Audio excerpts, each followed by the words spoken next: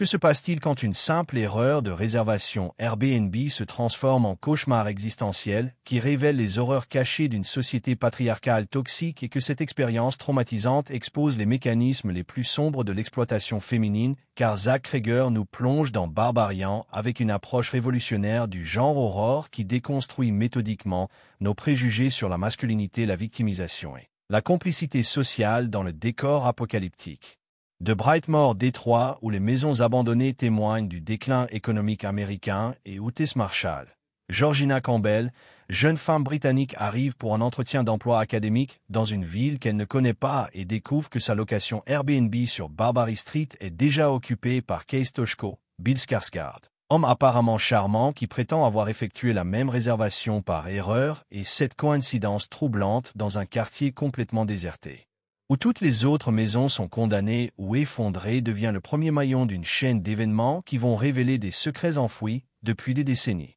Case, personnage ambigu qui oscille constamment entre gentillesse authentique et menace potentielle, car son comportement courtois et ses efforts pour accommoder Tess cachent peut-être des intentions plus sinistres, et cette ambiguïté délibérée force le spectateur à examiner ses propres préjugés sur la masculinité blanche et les signaux d'alarme dans les interactions sociales, car Cregger utilise brillamment les codes du genre thriller psychologique pour subvertir nos attentes sur qui représente vraiment le danger, et cette tension psychologique initiale établit un climat d'incertitude permanent où chaque geste anodin peut être interprété comme menaçant ou rassurant selon la perspective adoptée, et Tess navigue prudemment dans cette situation inconfortable en appliquant les stratégies de survie que toutes les femmes développent pour évaluer les risques masculins dans des environnements isolés. La maison elle-même devient rapidement un personnage central avec son architecture victorienne délabrée qui cache des modifications structurelles inquiétantes, car le sous-sol révèle des espaces supplémentaires qui ne figurent pas sur les plans originaux, incluant une chambre secrète équipée d'une caméra vidéo d'époque et de chaînes rouillées suggérant des activités criminelles passées, et cette découverte horrifiante transforme une simple maison de location en crime scène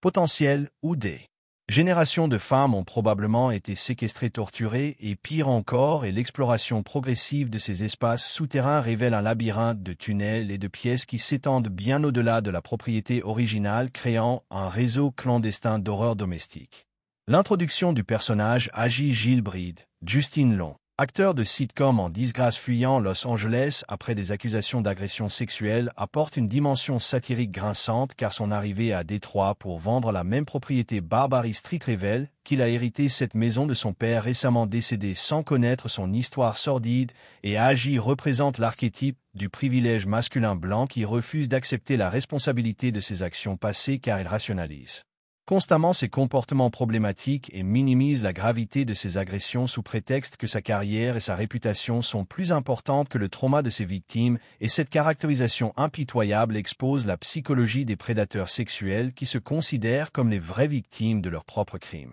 Frank Richard Breck, propriétaire original de la maison révélée à travers des flashbacks dans les années 1980, incarne l'horreur patriarcale dans sa forme la plus pure, car ce violeur en série a construit méthodiquement son système d'enlèvement et de séquestration en transformant sa maison familiale en prison privée où il retient des femmes captives pour satisfaire ses fantasmes de domination totale, et ses séquences flashbacks documentent avec une précision clinique les méthodes de Frank pour sélectionner ses victimes, les attirer dans sa maison et les maintenir en captivité pendant des années, et cette représentation graphique de la violence systémique masculine révèle comment les structures domestiques peuvent être perverties pour faciliter l'exploitation féminine et comment la société ignore délibérément les signaux d'alarme quand les prédateurs opèrent dans des espaces privés respectables. The Mother, créature monstrueuse née de générations d'inceste et d'abus, représente l'aboutissement logique de ce système d'exploitation, car elle est littéralement le produit des crimes de Frank, une aberration biologique qui perpétue le cycle de violence tout en étant elle-même une victime de cette horreur patriarcale, et son apparence physique déformée et son comportement maternel perverti reflètent les traumatismes transgénérationnels causés par la violence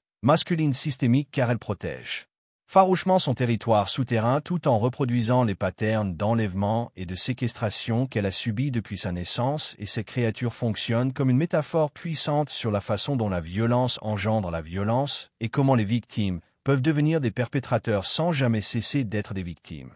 Cette découverte progressive de cette horreur domestique la transforme de touriste vulnérable en survivant déterminé car elle doit naviguer simultanément entre les menaces masculines représentées par Case et Agi et la menace primitive incarnée par The Mother, et cette triple confrontation force Tess à développer des stratégies de survie qui transcendent les réponses conditionnées féminines traditionnelles car elle ne peut compter ni sur la protection masculine, ni sur l'aide institutionnelle dans un environnement où toutes les structures sociales normales se sont effondrées, et cette isolation totale révèle la résilience féminine authentique quand toutes les illusions de sécurité patriarcale sont arrachées. L'exploration des tunnels souterrains révèle l'ampleur véritable du système créé par Frank car ces passages connectent plusieurs propriétés du quartier suggérant un réseau d'exploitation qui s'étendait bien au-delà d'une seule maison, et cette découverte implique que la communauté locale était soit complice soit délibérément aveugle aux activités de Frank pendant des décennies et que la dégradation actuelle du quartier Brightmoor résulte partiellement de cette contamination morale qui a chassé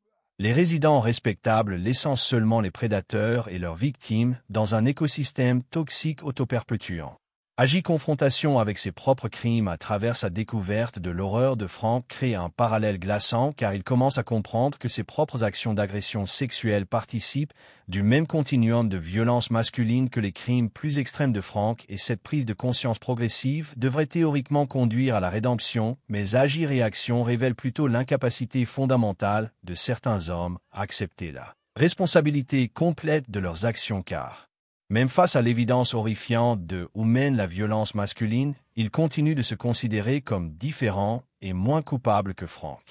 La séquence climax, où Tess doit échapper simultanément à The Mother et à Agi qui s'avère être aussi dangereux que la créature monstrueuse, révèle la thèse centrale du film car la vraie barbarie ne réside pas dans la monstruosité évidente de The Mother mais dans la banalité du mal masculin représenté par des hommes ordinaires comme Agi qui cause des traumatismes considérables tout en maintenant une façade de respectabilité sociale, et cette équivalence morale entre le monstre littéral et le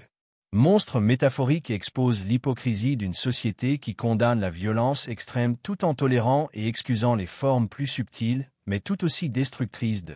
domination masculine. Tes survies finales nécessitent qu'elle abandonne complètement les réflexes de politesse et de déférence féminine qui l'ont mise en danger depuis le début car elle doit accepter que sa sécurité dépend entièrement de sa capacité à identifier et éliminer les menaces masculines sans égard pour les conventions sociales qui protègent traditionnellement les hommes des conséquences de leurs actions, et cette transformation de victime potentielle en agent de sa propre libération représente un modèle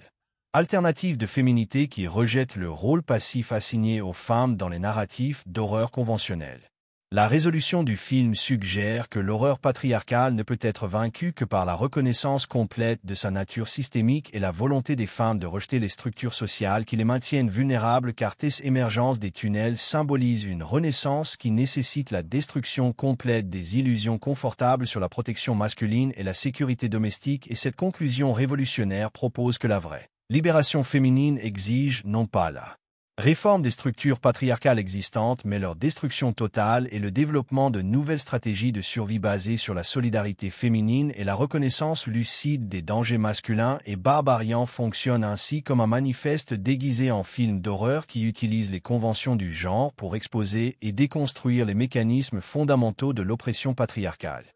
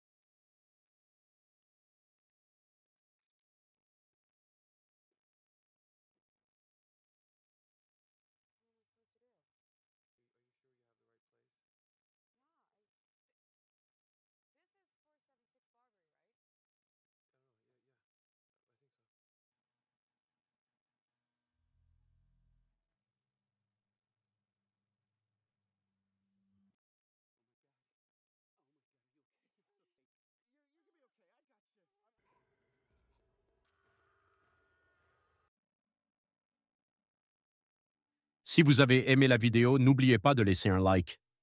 Abonnez-vous et activez les notifications pour découvrir encore plus de secrets sur les films et les séries. On se retrouve dans la prochaine vidéo.